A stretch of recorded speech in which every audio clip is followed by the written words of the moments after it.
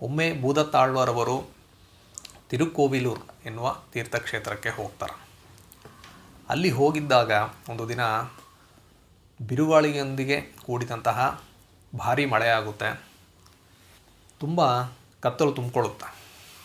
ಆ ಮಳೆಯಿಂದ ತನ್ನನ್ನು ರಕ್ಷಿಸಿಕೊಳ್ಳಲು ಇವರು ಜಾಗನ ಹುಡುಕ್ತಾ ಇರ್ತಾರೆ. ಆಗ ಅವರು ಒಂದು ಮನೆಯ ಮುಂದೆ ಇರುವ ಜಗಲಿ ಹತ್ರ ಹೋಗ್ತಾರೆ.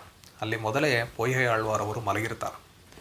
ಇವರು ಜಗಲಿ ಮೇಲೆ ಯಾರಿದ್ದೀರಾ, ನನಗೆ ಸ್ಥಳ ಇದೆ ಅಂತ ಕೇಳಿದಾಗ ಪೊಯ್ಹೆ ಆಳ್ವಾರವರು ಒಬ್ಬರು ಮಲಗಬಹುದಾದ ಜಾಗದಲ್ಲಿ ಇಬ್ಬರು ಕುಳಿತುಕೊಬೋದು, ನಿಮಗೆ ಸ್ಥಳ ಇದೆ ಬನ್ನಿ ಅಂತ ಕರೀತಾರೆ.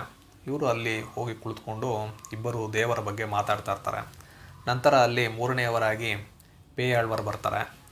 ಆಗ ಈ ಮೂವರಿಗೂ ತಮ್ಮ ನಡುವೆ ಮತ್ತೊಬ್ಬ ವ್ಯಕ್ತಿ ಇದ್ದಾರೆ ಅನ್ನೋದು ಗೊತ್ತಾಗುತ್ತೆ. ಅದು ಶ್ರೀ ವಿಷ್ಣು ಅನ್ನೋದನ್ನು ಅವರು ತಿಳ್ಕೊಳ್ತಾರೆ.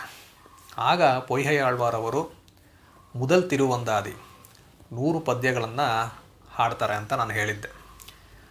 ಪೊಯ್ಹೆ ಆಳ್ವಾರವರು 100 ಪದ್ಯಗಳನ್ನು ಅಂದರೆ ಮೊದಲ್ ತಿರುವಂದಾದಿ ಹಾಡಿದ ನಂತರ ನಮ್ಮ ಭೂದತ್ತಾಳ್ವಾರವರು 2ನೇ ತಿರುವಂದಾದಿಯನ್ನು ಹಾಡ್ತಾರೆ. ಅಂದರೆ ಇವರು ಸಹ ವಿಷ್ಣುವಿನ ಬಗ್ಗೆ 100 ಪದ್ಯಗಳನ್ನು ಅಂದಾದಿ ಶೈಲಿಯಲ್ಲಿ ಹಾಡ್ತಾರೆ. ಇದನ್ನು இரண்டாம் ತಿರುವಂದಾದಿ ಅಂತ ಕರೀತಾರೆ. ಈ இரண்டாம் ತಿರುವಂದಾದಿಯ ಮೊದಲ ಪದ್ಯ ಏನಿದೆ ಅದು ಹೇಗಿದೆ ಅಂದರೆ, ಅನ್ಬೇ ತಗಳಿಯೇ ಆರ್ವಮೇ நெய்யாக இன்புருகு சிந்தை இடுதிரிய நண்புருகி ಜ್ಞಾನಚುಡರ್ ವಿಳಕ್ಕೇற்றிನೇನ್ ನಾರಣರ್ಕು ಜ್ಞಾನತ್ತಮಿಳ್ ಪುರಿಂದ ನಾನ್ ಅಂತ இரண்டாம் ತಿರುವಂದಾದಿಯ ಮೊದಲ ಪದ್ಯ. ಇದರ ಅರ್ಥ ಏನು ಅಂದರೆ,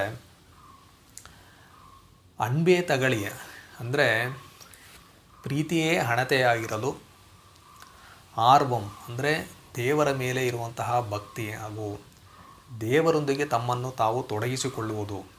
ಆ ಭಕ್ತಿ ಏನಿದೆ ಅದೇ ನೆಯ್ಯಾಗಿ ಅಂದರೆ ತುಪ್ಪವಾಗಿರಲು, ಈ ಮನಸ್ಸು ಏನಿದೆ ಅದು ಆನಂದದಿಂದ ಅಂದರೆ ದೇವರ ಭಕ್ತಿಯಿಂದ ಆನಂದದಿಂದ ಕರಗ್ತಾ ಇದೆ. ಆ ಮನಸ್ಸು ಏನಿದೆ ಅದೇ ಸುಡರಾಗಿರಲು, ನನ್ಬುರುಗಿ ಅಂದರೆ ಈ ಜ್ಞಾನ ಏನಿದೆ ಅಂದರೆ ಈ ಆತ್ಮ ಏನಿದೆ, ಈ ಆತ್ಮವು ಕರಗಿ ಜ್ಞಾನವೆಂಬ ದೀವಿಗೆಯನ್ನು ನಾನು ಬೆಳಗಿಸಿ ದೇವರಿಗೆ ಅರ್ಪಿಸ್ತಾ ಇದ್ದೀನಿ ಅನ್ನೋ ರೀತಿಯಲ್ಲಿ ಅದರ ಅರ್ಥ ಬರುತ್ತೆ. ಇದು இரண்டாம் ತಿರುವಂದಾದಿಯ ಮೊದಲ ಪದ್ಯ, ಭೂದತ್ತಾಳ್ವಾರವರು ಹಾಡಿರೋದು. ಇವರು ಸಹ 100 ಪದ್ಯಗಳನ್ನ ಹಾಡ್ತಾರೆ. ಅದಾದ ಮೇಲೆ ಪೊಯ್ಹೆ ಆಳ್ವಾರವರು